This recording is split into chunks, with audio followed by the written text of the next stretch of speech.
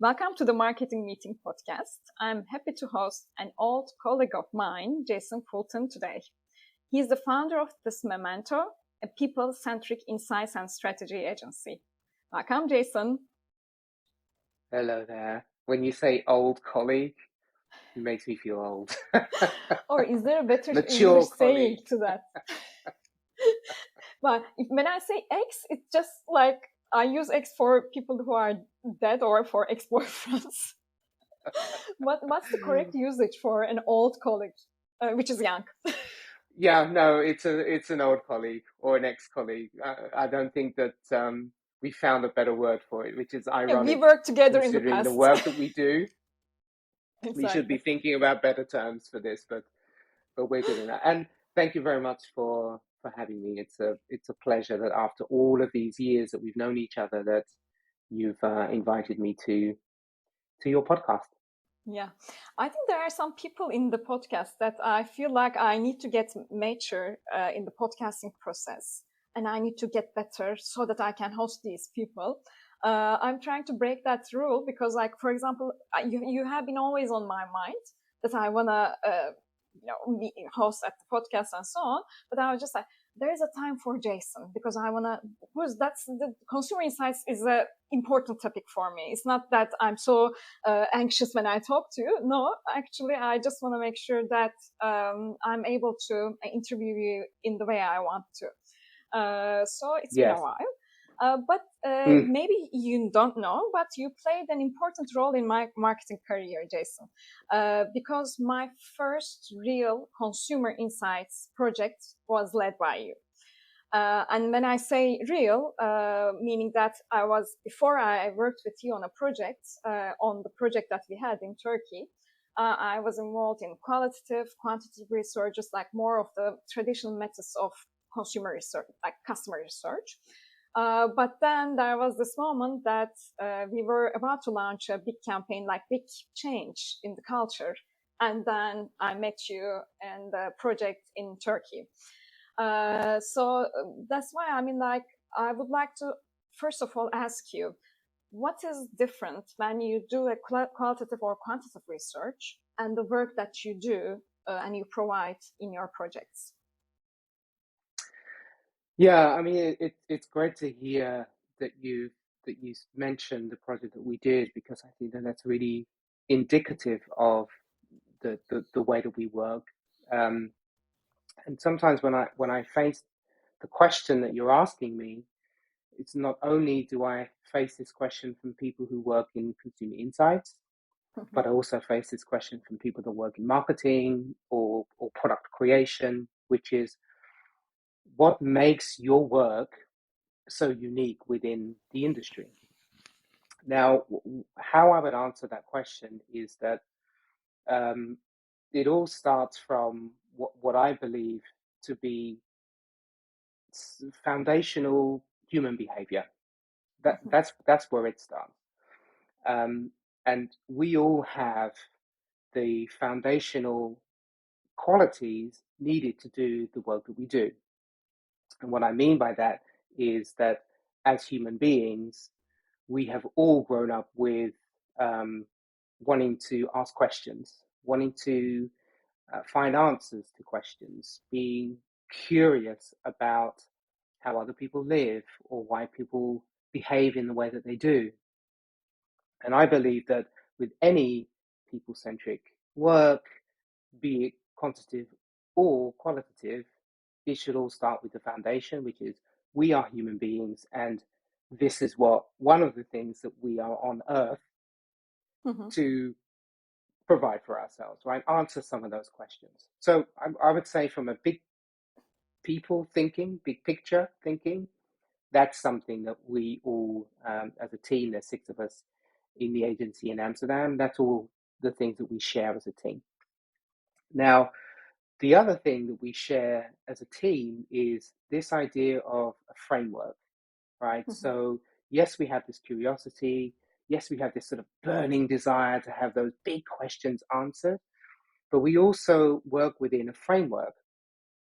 The framework that we work within is, I'd like you to imagine a tree, Mm-hmm. right? So if we think about the tree from the bottom to the top, every tree has its roots. Mm-hmm. Then the tree has the trunk.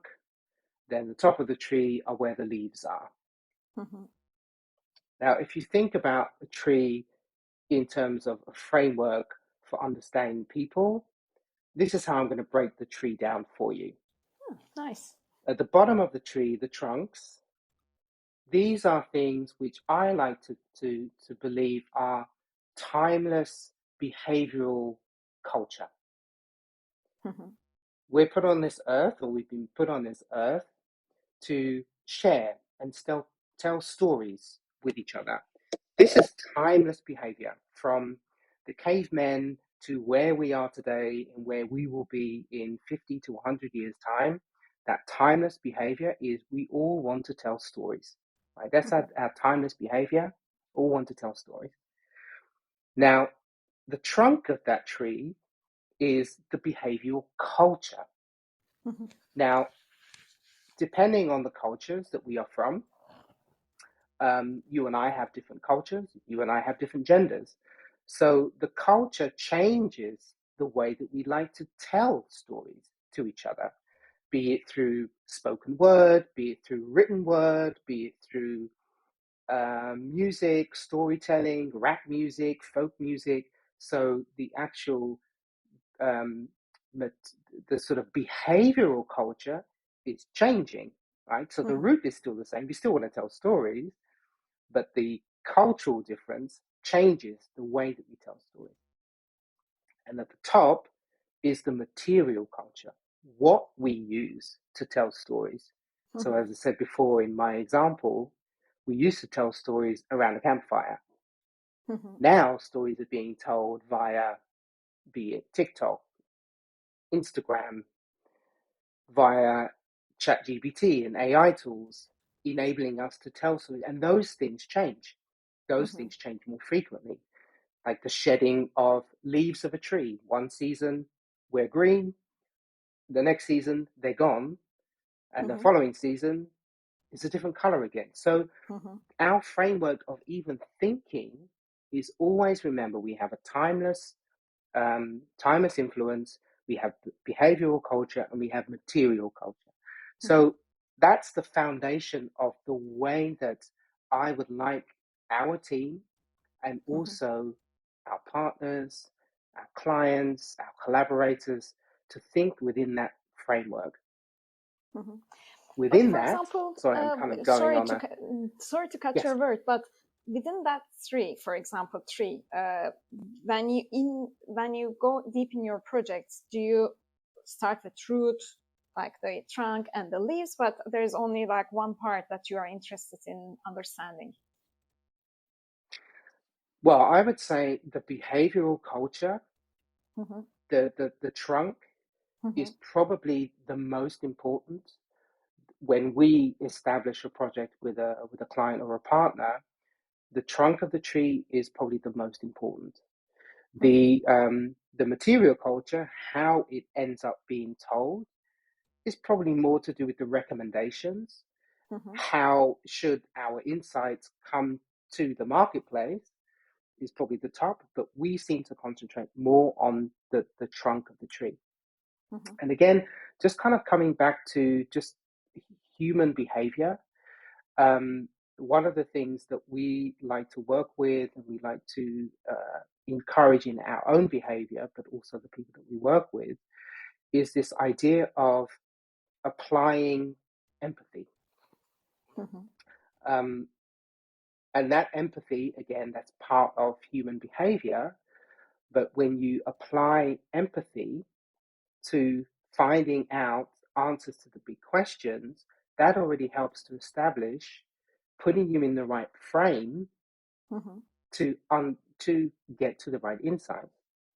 And that empathy, I believe, are things such as having an open ears to listen Mm-hmm. to what's being said to you, having an open mind, Mm-hmm. being prepared to not just believe in the way that you have always done things, be open minded, to have an open heart to really connect with the person that you're trying to discover insights from, and then an open will in order to change the way that you or the client has behaved in the past to fertilize new ground, go to new spaces. So even fundamentally, we set ourselves up with these two elements, which is, again, this tree, focus more on the trunk, I would say, but also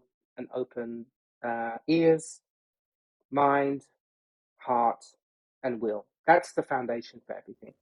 Now, when it comes to directly answering what do we do best, I would say by using those two things.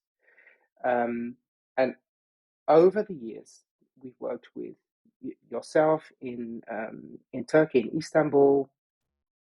You know, I worked for Nike for 10 years. I've had my agency for 15 years. So I've been working within the qualitative consumer insights business for the last 25 years. So I've seen many, many changes. And what I've seen, what has been successful in the way that we work, is it's moved from just being quant to qual to more ethnographies, anthropological ways of working, which means really going deep and immersing yourself in the world and the culture of the people that you want to impact or change or be inspired by. And I would say the way that we work is really these sort of ethnographic ways of working. And we've been doing that certainly for the last 15 years within this company.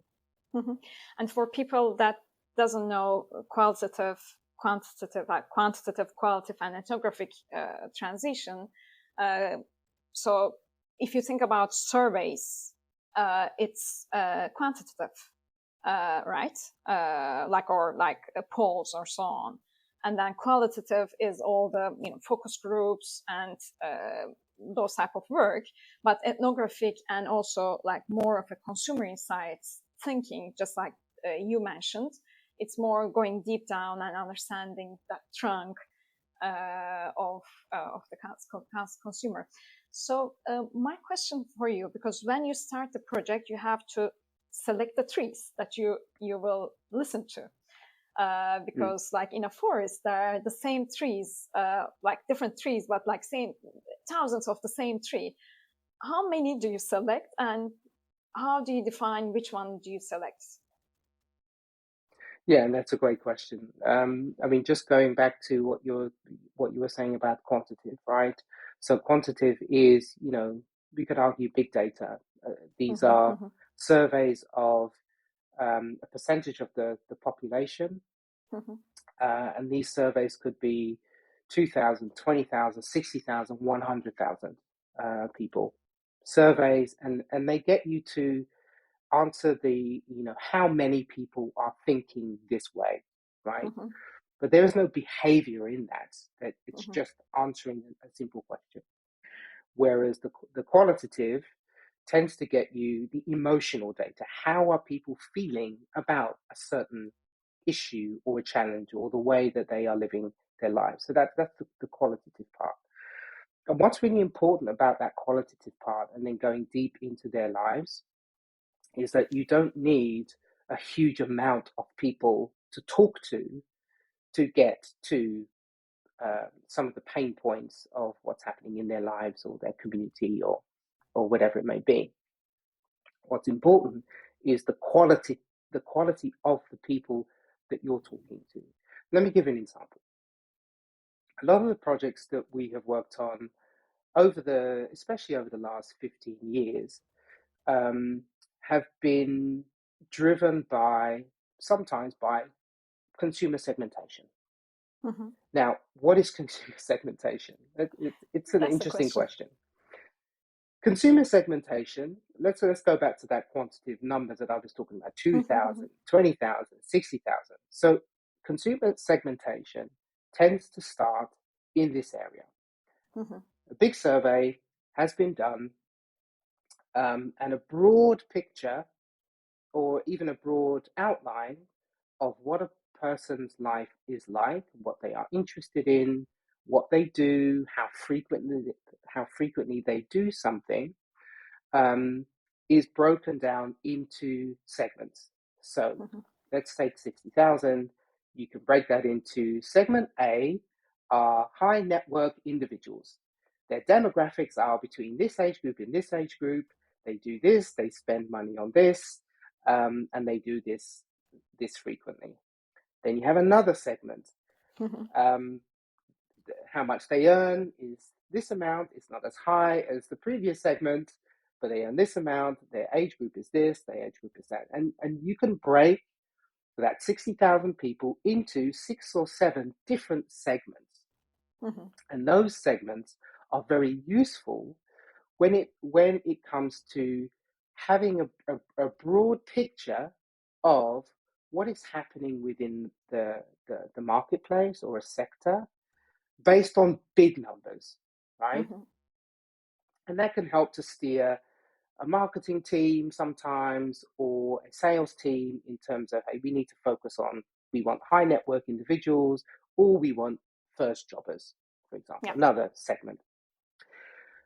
What we have found is that over the years, our clients have said to us, we did a huge segmentation piece and we understand a little bit about who our consumers are, but there is no emotional data. There is no feeling of why they choose our brand, how and why they choose to spend the money the way that they do. There is no emotional connection for a brand to be able to connect with them. Brands, as we know, are moving much more towards being a character, a personality. And with those brand characters and personalities, each brand has an emotion. And in order to connect with a consumer or an audience, they want to understand their emotions. Quantitative doesn't give you the emotion. Qualitative gives you the emotion. Ethnographic work, anthropological studies give you even deeper layers to that emotion. And the way that we work is by using those kind of tools, ethnographic work, which means spending a day with the consumer. Spending time in their homes. If it's the project that we worked on, which was Turkish athletes, I think it was football players, I think it was runners, basketball players even. Going into their world, observing their world from the outside, not interfering, just observing their world, seeing how they behave as individuals, as a group, as a community, but actually being part of their world for a certain amount of time means that you're immersing yourself in that world and you're immersing yourself in their behavior. But as a researcher, you're able to step out, observe, and then step in and say, we noticed this happened. Can you explain to me why this happened? Please tell us your story about what we just saw. Can you explain to us why you behave in this way? And the way that we work enables us to observe, to ask the questions, to go deeper, and very often shed light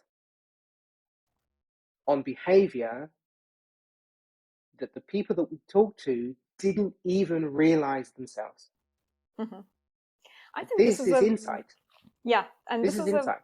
A very important part of it, because it's not only about understanding emotion, which is like I usually wake up quite angry in the mornings. This is an emotion, and there's a time frame, and you get it. But it it's not the insight. There is a reason why this person is waking up angry in the morning, and also sometimes that emotion also changes when that person is alone or when they are together with someone else. And they say that I'm really having fun when I'm with my certain friends. But there's a reason to that emotion why he or she is having fun when she is with those certain friends, which she or he may not know. I mean, that's the beauty of insights, and I think the part that I love most about projects. 100%, right? Mm-hmm. 100%. And I think I just want to go back to, I'm not sure I have fully answered one of the questions that you asked Mm-hmm. me, which was, when we do this work, how many people do you talk to? Mm-hmm. And it's not necessarily about the number of people that you talk to. It's the quality of the people the quality of the people that you talk to, Mm-hmm. and also what you want to talk to them about. Mm-hmm. For example, there are certain projects that we have spoken to 6 people, 8 people, 12 people. But how you talk to them and the experience that you have with them allows you to get under the skin of what they're doing and to understand. But I want to put some things into some context, right? It may appear that when people do qualitative work, that it's completely random, right? Mm-hmm. So there's 6 people that Jason was talking about, or these 12 people that Jason was talking about, it's completely random people that you talk to. That is not the case. Mm-hmm. When it comes to quantitative work, it's very clear that there's a process. There's a questionnaire, 30 questions, 50 questions, 60 questions, people answer A, B, C, or with a scale, and then the numbers come out at the end. Okay, it's a very robust, tried and tested process. When it comes to qualitative work, qualitative insight work, there is also a process that takes place. And this process is very key to understand that this is not random. It's a process that can be followed. The process that we use is a process which we've decided to call DIG. Mm-hmm. That's D, that's I, and G. Now, we've broken that D and the I and the G, the DIG, into 3 parts of a process. Mm-hmm. One process, the D part, stands for discover. The I part stands for ideate, and the G part stands for go. I'm going to break dig down for you into those 3 elements, and then you see how much of a process is part of that. Let's start with D. The D part tends to come in when the client says, hey, we've got some quantitative work, we've got some consumer segmentation, but now we really feel like we need to understand the emotional part of our consumer and where some of their pain points are. Can you help us? Yes, we're going to dig with you. The D part comes into, okay, can you explain to us what is your main research question? What are you looking to find out through this whole research project? Is it to do with product? Is it to do with community engagement? Do you want to learn more about their pain points? So we tend to spend a lot of time with our clients digging deep Mm-hmm. into what are you actually looking to find out? What are your objectives of this project? Part of that is also, can you share any previous work that you've done on the consumer that you want to connect better with? Mm-hmm. And quite often, this is where they share the segmentation. Mm-hmm. And then when we see the segmentation and they say, yes, but we really want more feeling and emotion about segment A or segment B or segment F, we really want to get deeper into that. Can you help us? we start by saying, okay, explain to us who segment A, B, or E is. Give us the sketch of who they are. And we start to look at that sketch and we start to say, okay, let's sort of amplify that person, right? Be it A, C, or E. Let's amplify that person. You've said that they are aged between here and here and that they do this particular activity 3 or 4 times a week. But let's start to apply some more questions to that, right? Which is, you know, why do we think that they're doing it this many times a week? Why are they buying those brands? Why are they part of this type of community?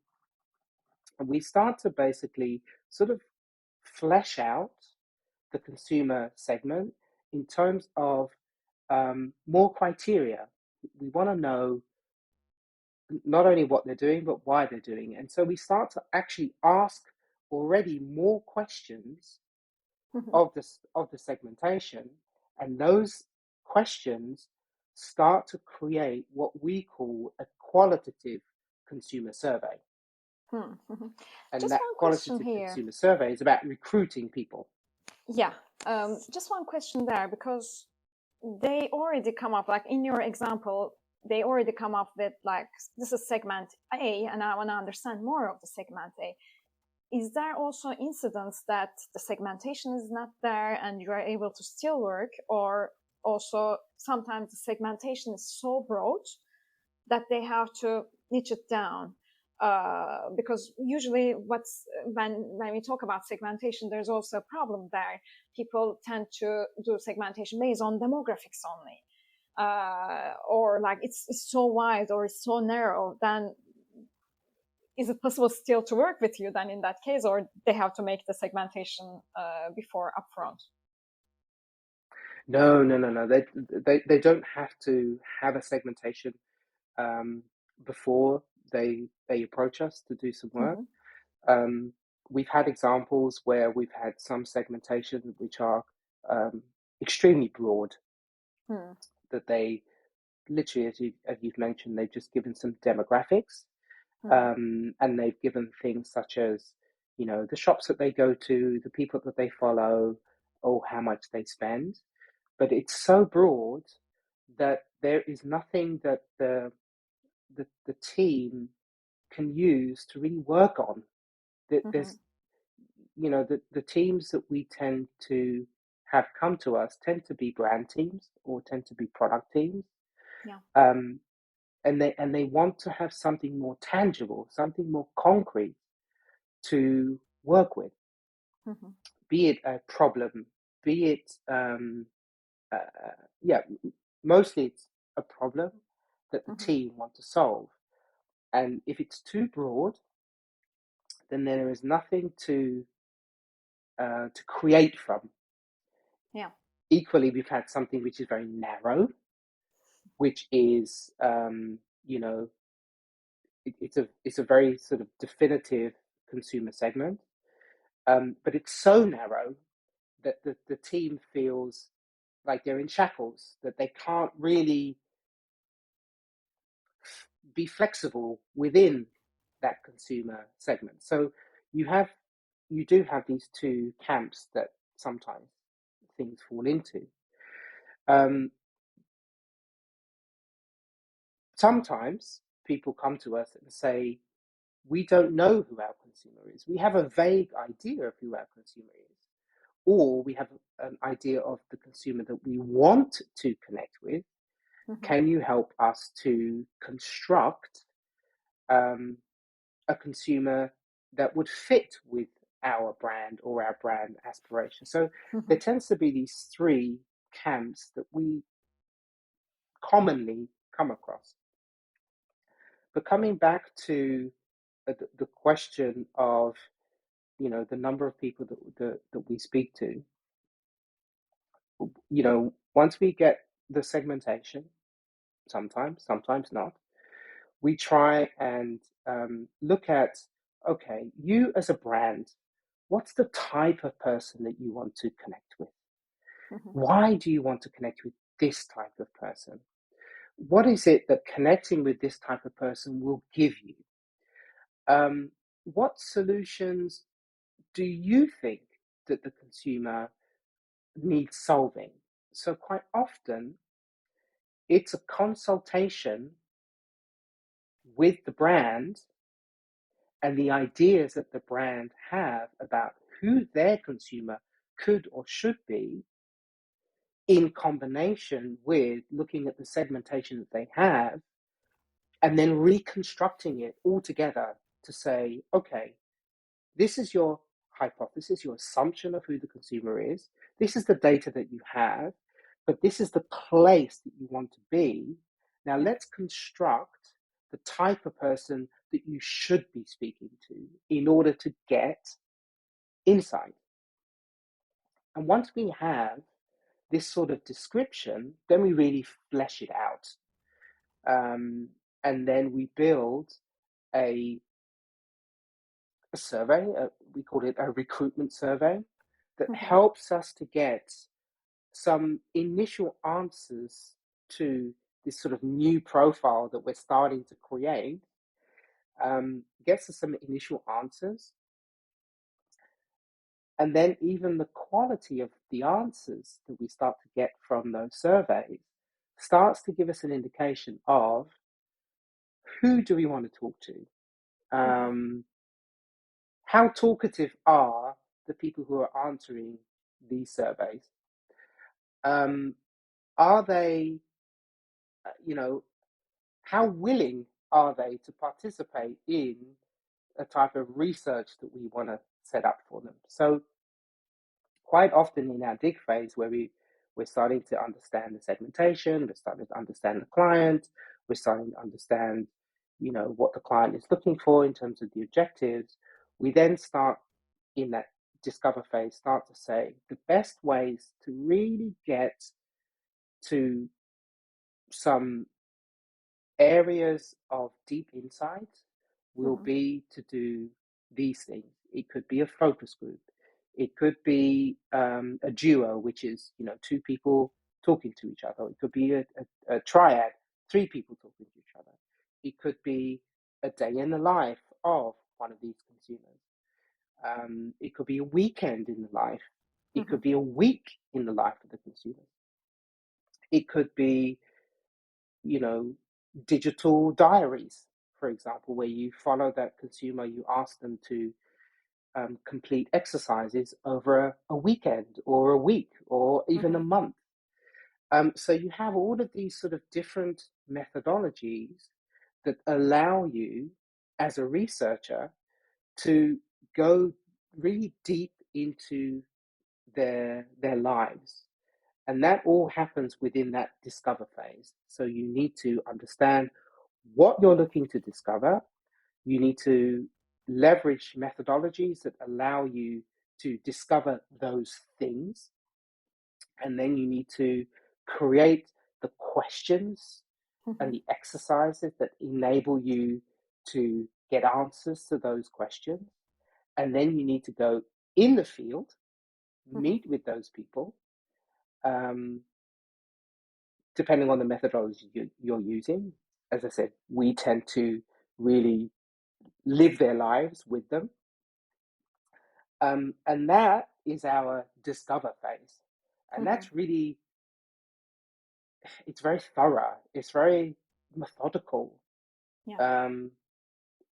Who are we looking to find out? How are we going to do it? And then let's do it. And that can take 4 weeks to find those people. And sometimes it's 6 people, sometimes it's 12 people, sometimes it's 18. It's not about the number of people that you speak to.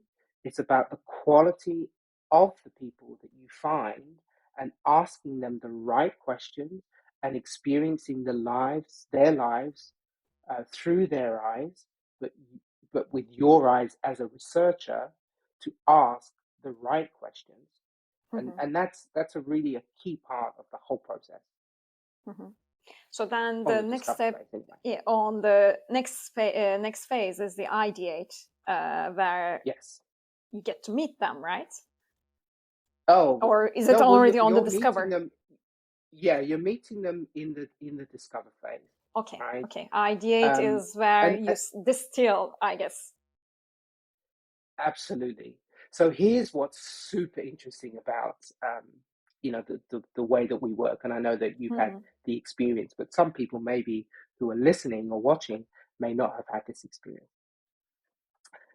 When you're in the field and you're discovering, you're being put into, new places, you're meeting new people, you're doing new things, and you're putting yourself in the world of the consumer that you want to connect with, right? And you're usually with that consumer that you want to connect with. But what you're doing, you are observing. You're an observer of Yeah. what they are doing, right? So I think that this is really key. This word, observing, or being an observer, is really key because in that discover phase, that's all that you're doing. Mhm.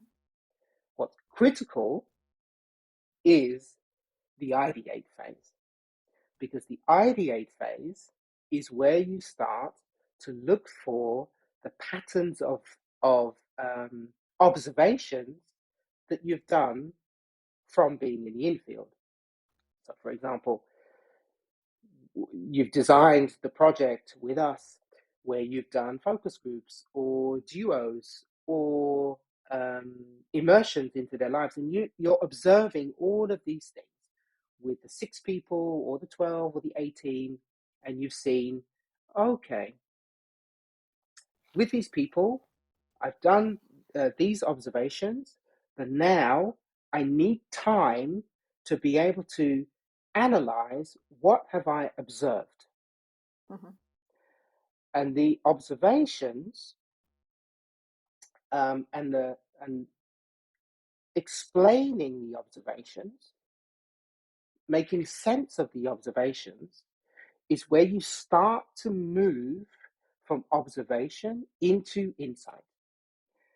And the way that we do it is, we have our team that go in field. Let's Mhm. just say that we've done something in Turkey. I think that we even did this together. Is that each person doing the observing are seeing their consumer from a different perspective. If you work in sales, the way that you look at you observe the person, you're seeing them from maybe how much they spend perspective, like really sales.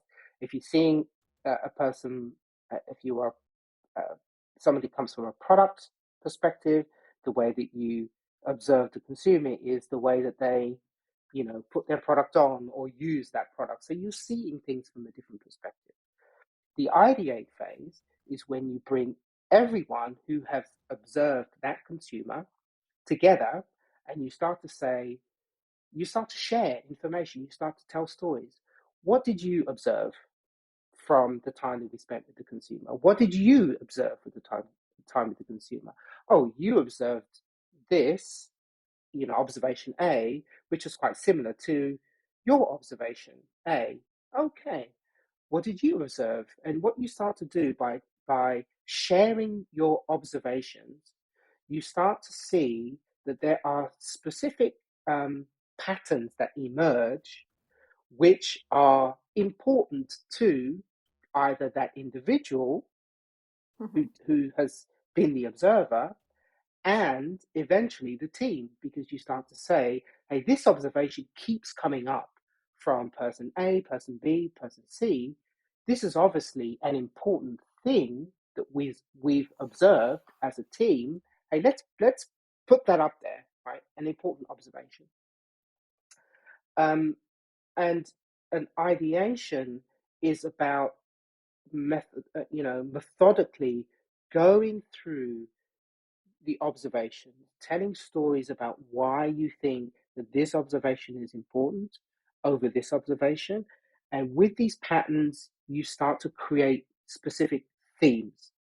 Yeah. And the theme it's essentially a description of what is it that we've seen time and time and time again.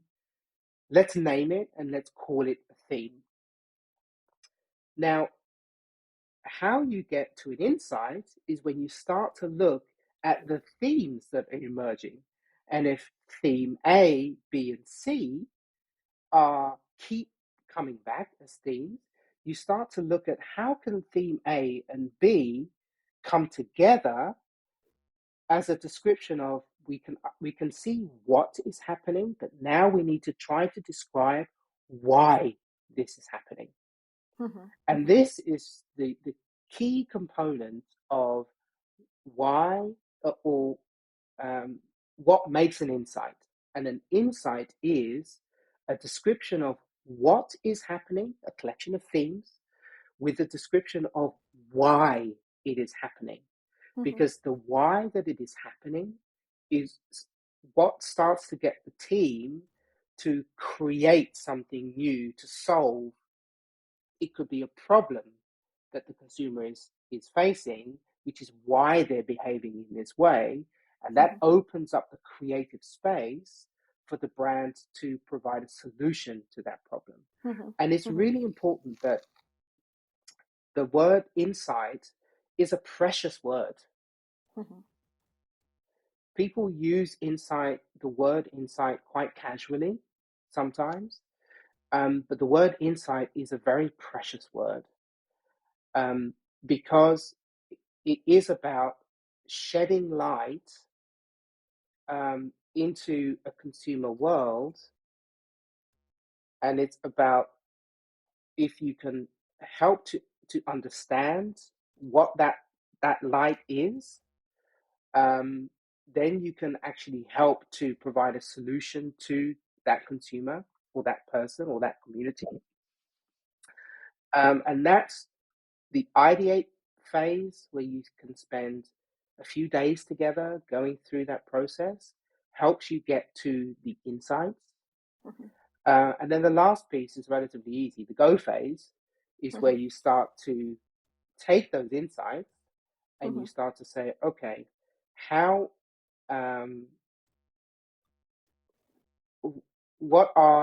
if we understand now the behavior and why that behavior is, how as a brand, how as a company, how as an organization do we address those needs? And that's essentially, that's how the dig phase comes together. The discover, going into the field, knowing what you want to find out, going into the field, doing it, the ideate, coming together, getting to the themes. The go phase is, okay, how do we provide the solution? And then putting together of the decks or the films or the recommendations. And that's how the projects that we work on, we use this dig process to get everything done. It's quite complex. It's very intricate, but it's something that we've been working with and on for years. Yeah. And like my sudden reaction when I hear about a theme and then coming to an insight so that you can work on a tangible goal, the brand can work on a tangible goal. My reaction would be, can you give a simple example of that theme and an insight out of that theme based on maybe a recent work that you've done, or like the work that we've done together at Turkey, let's say? Yeah, well, here's one example. So we worked with a global sportswear brand, and that global sportswear brand is a brand which is very well known within the world of football. Yeah. Now, this brand was very curious about knowing the behavior of a particular young football age group who during the summer season or during the summer did something which was called pre-season football, right?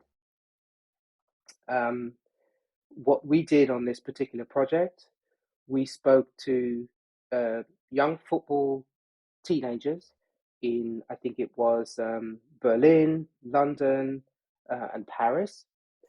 And we did focus groups with them We saw them play football. Quite often we played football with them. We saw them with their teams. We spoke to coaches. We spoke to their parents. We spoke to other football experts, all around this topic of what are these kids doing within their preseason, and why are they doing it? And one thing which kept coming back as a theme was a formal preseason is 6 weeks. But the kids that we were speaking to were actually starting 2 weeks earlier and doing a preseason. And when we were asking, why are you doing that? And they were saying that they actually wanted to get ready for their preseason, the first day of preseason, because they believed that this is when the coaches were already starting to make the judgments of who was going to make the team. It wasn't made at the end of 6 weeks. It was made on the first day of preseason. So these kids were doing 2 weeks before, so that their first day, they were, they were already shining in front of their coaches. So the big insight, or one of the first big insights, was around preseason was about impressing the coach on day one. The other thing that we learned was that a lot of goals were scored in the last 10-minute winning goals, deciding goals, were scored in the last 10 minutes of football matches. Then we started to put some patterns together. So they start early, 2 weeks. They then do 6 weeks. So actually they're doing 8 weeks of preseason, but it's actually for the most significant part of the match was 10 minutes. So our insight was that they actually spend 8 weeks working for 10 minutes, for the last 10 minutes of games. So our insight was the hardest 8 weeks for the final 10 minutes. And this insight helped the brand to change how they launched their preseason. So they were no longer doing it over 6 weeks. They actually extended their preseason, like when they launch products, when they launch services, they extended it by an earlier 2 weeks. And then they were, providing services for these kids, new product, new services for the coaches as well, for the preseason. And so we helped to sort of re-establish the whole process that the brand had in order to connect with these young football kids. That's the perfect. Always, I love any example related with sports because that's usually full of insights. Not meaning that all the other products or so on, they don't have insights, but like it's a very emotional thing. Doing sports is an emotional thing. So thank you for sharing that. Jason, one of my last questions is about, you are someone very deeply involved in insights. It can be like wide variety of insights from wide variety of customers that you are working with. In the future, in the near future, do you see some emerging trends that's happening in the space, in marketing, or in the consumer insights part also? I would say it's a wide question, I know. Sorry. No problem. Because I would say it's probably something that you've been hearing through your podcast and also through the people that you are networking with, which of course, and everybody's been talking about it in one shape or form, which is, of course, it's AI.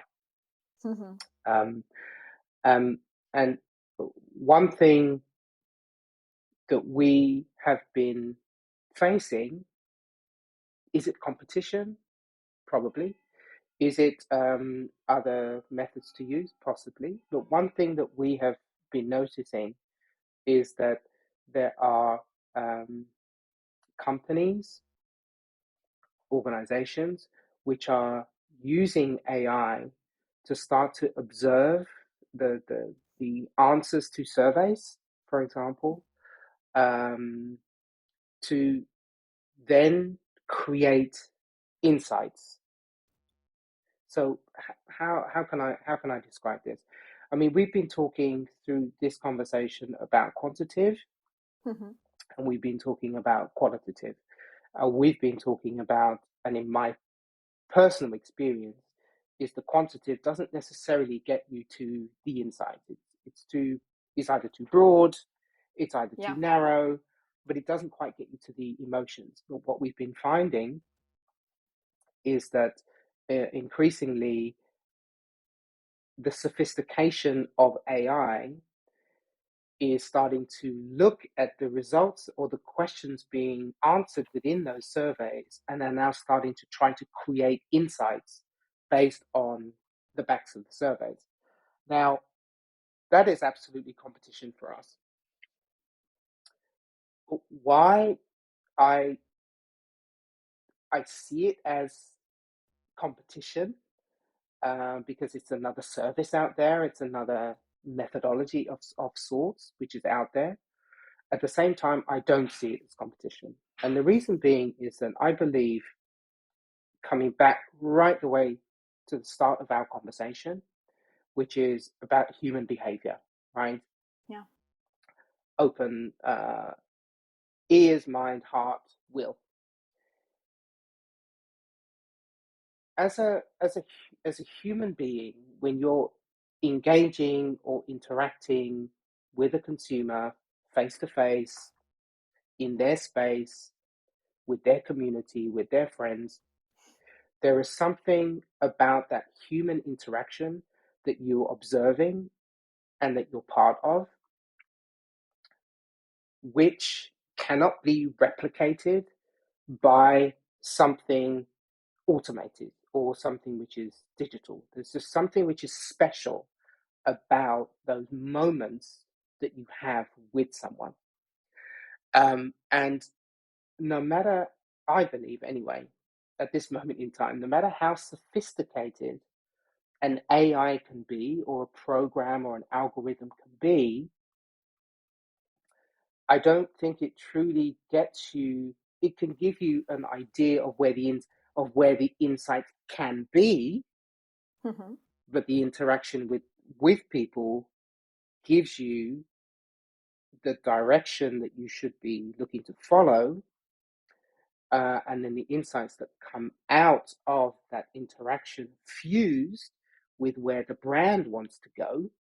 Because an insight is, yes, absolutely, it's about understanding the consumer needs, a behavior and a why, but a brilliant insight is one which is applied to where the brand also wants to go. So again, going back to the example, the global brand wanted to improve the relationship with a teenage football player during a particular period of time. Yeah. Now, the time that we actually spent with them and we saw their problems cannot be replicated, cannot be seen through a quantitative survey and an AI creating some insights. It can't be seen. Yeah. It can be speculated on, but it can't be Yeah. seen. The time that you spend with the people in the community, then you can see it. Then you can ask them directly in that moment and say, Mm-hmm. I saw this. Is this true? Why is this Mm-hmm. not true? Why is this true? Mm-hmm. I think like what AI can replace very well is the quantitative part, which is like you send a survey to someone and you ask them questions, and then you get to like as you said, a broader segmentation, which is like, because answering questions when someone is asking you or online is a different thing, whereas an AI can really monitor the behavior online and then get out of segmentation, which is better than the traditional methods of doing a survey or quantitative methods. So I'm with you on that. It can, especially for the broader segmentation, it can be like a good thing. But what going deeper is something else. I have a very recent thing that happened yesterday. My niece, she's 12, one of my nieces, and she's been between, when you are 11, 12, you are becoming like a teenager, not a kid anymore. And she's still playing with some games that she used to play when she was a kid. But these are like, when you look at her online behavior, she's probably spending 3 hours playing the same girly game that she actually doesn't want to play. And then yesterday she was asking my sister, who's also a psychiatrist, I don't know how she didn't do that till now, but Mom, I have been asking you to put me screen limits, and you haven't been putting that. And I don't want to play this stupid girly game anymore. Within that time, I would maybe even prefer to play volleyball with my niece, with my aunt, who's here for 4 days. That is something, well, if you look at AI, probably this 12-year-old is still playing this 3 hours game, a girly game, and she's quite online and she's quite active. Although in the inner side, she wants screen limit from her mom for that, especially for that game, because she doesn't want to, use that. So this is something that is really happening in our lives. I mean, I'm sure that everyone has these type of examples in their life, but I think this is something that you can only do with like a insights project that you have been that you are leading in your work. And I think that, kind of going back to how you structure a piece of research, right? I like to think that some of the best research comes from diverse perspectives, right? Yeah. And some of that is the diverse perspectives of who is it that you want to connect with, from a consumer perspective. So one of those diverse perspectives is the consumer. Yes, even within that perspectives, there's a diversity of consumers in terms of gender or fluid identity or ethnicity or race, or so you have a diversity of the consumer, but the consumer is one perspective that you can look at. But on top of that are the other things around their world, right? It could be the people who are influencing that consumer. So even from your example, the person who is influencing your niece is her mother, right? So, bringing them into the conversation and asking them, how do you see it as a parent or as a partner of the target consumer? What is, tell me how you see things. And another perspective is internally from a client perspective. How do you see things within the company? And I think that the beauty of the ideation part and the insight part is when you start to put all of those perspectives together. Yeah. And again, it could be dependent on how AI is structured.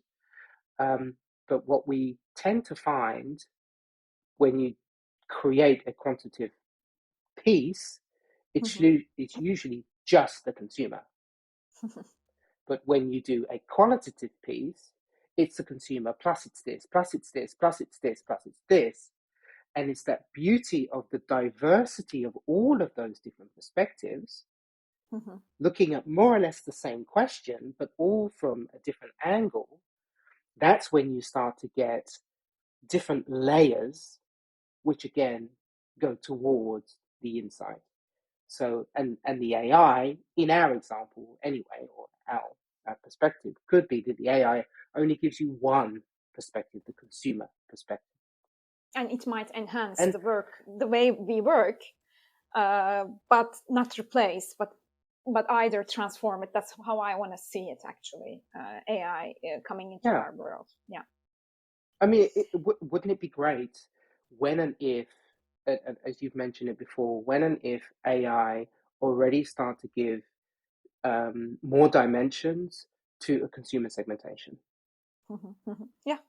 I mean, that would be great. Or it gives an agency like ours more to work from, Yeah, right? And even the exactly. client more to start creating from and thinking differently. Mm-hmm. Because that I think that is all of our responsibility as marketers or researchers or strategists, which is to how do we help our clients to think differently, because they want to create a different experience, a memento of sorts, to their consumer. So our responsibility is to contribute to that thinking differently, not doing the same thing over and over and over again. That changes nothing. Yeah.